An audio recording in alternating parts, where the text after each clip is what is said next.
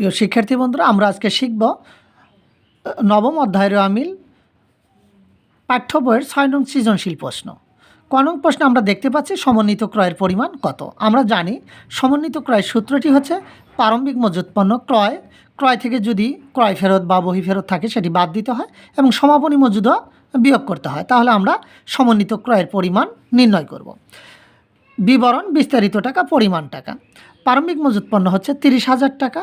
এটা আমরা প্রারম্ভিক মজুত পণ্য 30,000 টাকা উদ্দীপকে পেয়েছি এবং ক্রয় পেয়েছি 2,54,000 টাকা এবং বহি ফেরত পেয়েছি 3,500 টাকা। এই বহি ফেরত অর্থ হচ্ছে ক্রয় ফেরত। তো ক্রয় থেকে আমরা 3,500 টাকা ক্রয় ফেরত বাদ দেবো বা বহি ফেরত বিয়োগ করব, আমরা ফলাফল পাবো 2,50,500 টাকা।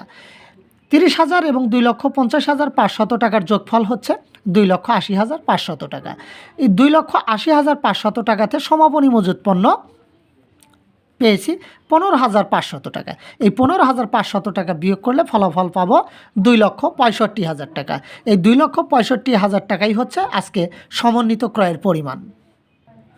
খ নং প্রশ্নে আমরা দেখতে পাচ্ছি যে দোয়েল এন্টারপ্রাইজের রেওয়ামিল প্রস্তুত করো। আমরা জানি অঙ্কে ক্রয় রয়েছে, এই ক্রয় থাকার কারণে সমাপনী মজুত পণ্য আসবে না, কেননা এই ক্রয়ের মধ্যে বা প্রারম্ভিক মজুদের মধ্যেই কিন্তু এই সমাপনী মজুত পণ্যের টাকা অন্তর্ভুক্ত থাকে। তাই সমাপনী মজুত পণ্য 15,500 টাকার রেওয়ামিলে অন্তর্ভুক্ত হবে না। যেহেতু শুদ্ধ রেওয়ামিল তৈরি করতে বলেছে, আমরা শুদ্ধ রেওয়ামিল তৈরি করব। দোয়েল এন্টারপ্রাইজের রেওয়ামিল 31শে ডিসেম্বর 2017 সালের জন্য। ছকটি হচ্ছে ক্রমিক নং হিসাবের নাম, খতিয়ান পৃষ্ঠায় ডেবিট টাকা ও ক্রেডিট টাকা। আমরা দেখতে পাচ্ছি প্রথমেই মূলধন 1,90,000 টাকা, এটি হচ্ছে স্বত্বাধিকার, স্বত্বাধিকার কিন্তু ক্রেডিট হয়। নগদ তহবিল হচ্ছে সম্পদ, সম্পদ কিন্তু ডেবিট হয়। বিক্রয় হচ্ছে আয়, আয় ক্রেডিট হয়। উত্তোলন হচ্ছে স্বত্বাধিকার হ্রাস, স্বত্বাধিকার বৃদ্ধি পেলে ক্রেডিট হয় আর স্বত্বাধিকার হ্রাস পেলে তা ডেবিট হয়, এই কারণে উত্তোলন ডেবিটে লিখব। বহি ফেরত অর্থাৎ ক্রয় যদি ডেবিট হয়, ক্রয় ফেরত কিন্তু ক্রেডিট হয়। ক্রয় ফেরতের আরেকটি নাম হচ্ছে বহি ফেরত। ক্রয় যদি ডেবিট হয় তাহলে ক্রয় ফেরত ক্রেডিট হয়। তো এখানে ক্রয় ফেরত নেই, আমরা ধরে নেব যে বহি ফেরত মানেই হচ্ছে ক্রয় ফেরত। ক্রয় ফেরতের আরেক নাম বহি ফেরত, তাহলে বহি ফেরত কিন্তু ক্রেডিট হবে, কেননা খরচ হ্রাস পেয়েছে। অগ্রিম প্রাপ্ত বাড়ি ভাড়া, অগ্রিম প্রাপ্ত বাড়ি ভাড়া হচ্ছে আয়, কিন্তু আয় যদি আমরা অগ্রিম পাই তাহলে কিন্তু সেটি দায় হয় আর সকল প্রকার দায় ক্রেডিট হয়। অগ্রিম বিমা খরচের পূর্বে যদি অগ্রিম থাকে তাহলে সেটি সম্পদ হয় আর সম্পদ হলে কিন্তু সেটি ডেবিটে লিখতে হয়। প্রারম্ভিক মজুত পণ্য ব্যয়, এটি ডেবিটে বসবে। আন্তঃফেরতের আরেক নাম হচ্ছে বিক্রয় ফেরত। বিক্রয় যদি ক্রেডিট হয় তাহলে বিক্রয় ফেরত কিন্তু ডেবিট হবে, কেননা আয়কে হ্রাস করেছে। বন্ধক ঋণ হচ্ছে দায় বৃদ্ধি পেলে তা ক্রেডিট হয়। ক্রয় হচ্ছে ব্যয় ডেবিট হয়।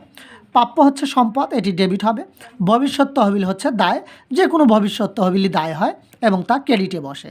আয়কর হচ্ছে মালিকানা সত্ত্ব হ্রাস, অর্থাৎ মূলধন ক্রেডিট হয়, মূলধনকে হ্রাস করে হচ্ছে আয়কর, তাই স্বত্বাধিকার হ্রাস পেলে তা ডেবিট হয়। বিলম্বিত বিজ্ঞাপন, এটিও একটি সম্পদ হলে তা ডেবিট হয়। প্রদ হচ্ছে দায়, তা ক্রেডিট হয়। উভয় দিকের যোগফল 8,70,000 টাকা। উভয় পাশে ডেবিট এবং ক্রেডিট মিলে যাওয়ার কারণে আজকের রেওয়ামিলটি শুদ্ধ হয়েছে। গ নং প্রশ্নে আমরা দেখতে পাচ্ছি যে দোয়েল এন্টারপ্রাইজের সমাপনী মালিকানা সত্ত্ব নির্ণয় করো। তাহলে সমাপনী মালিকানা সত্ত্ব নির্ণয়ের সূত্রটি হচ্ছে মূলধন প্লাস মুনাফা জাতীয় আয় মাইনাস মুনাফা জাতীয় ব্যয় মাইনাস উত্তোলন। আমরা সমাপনী মালিকানা সত্ত্বের ঘর তৈরি করে নিচ্ছি। বিবরণ টাকা টাকা টাকা। প্রথমে আমরা দেখতে পাচ্ছি মূলধন 1,90,000 টাকা। এই মূলধনের সাথে কিন্তু মুনাফা জাতীয় আয় যোগ করতে হয়। মুনাফা জাতীয় আয় আমরা পেয়েছি বিক্রয় 4,67,000 টাকা এবং বিক্রয় থেকে আন্তঃফেরত 11,000 টাকা বাদ দিতে হবে, কারণ বিক্রয়কে আন্তঃফেরত অর্থাৎ বিক্রয় ফেরত, আন্তঃফেরতের আরেক নাম হচ্ছে বিক্রয় ফেরত।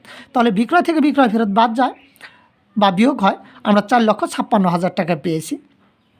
মূলধনের সাথে আমরা মুনাফা জাতীয় আয় যোগ করব, যোগফল পেয়েছি 6,46,000 টাকা।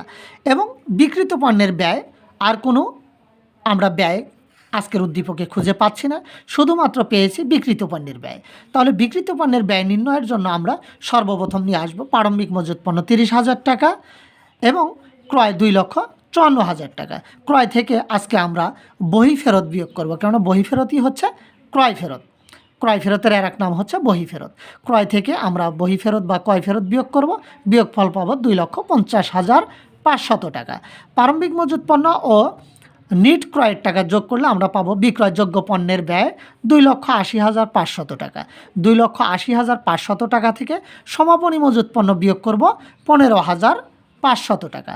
15,500 টাকা বিয়োগ করলে আমরা 2,65,000 টাকা পাবো বিক্রিত পণ্যের ব্যয়।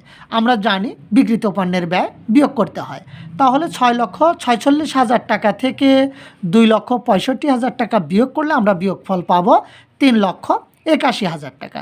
এই 3,81,000 টাকা থেকে কিন্তু আমরা উত্তোলন বিয়োগ করব। আজকের উদ্দীপকে আমরা নগদ উত্তোলন পেয়েছি 15,300 টাকা এবং আয়করকেও কিন্তু আমরা উত্তোলন হিসাবে গণ্য করব।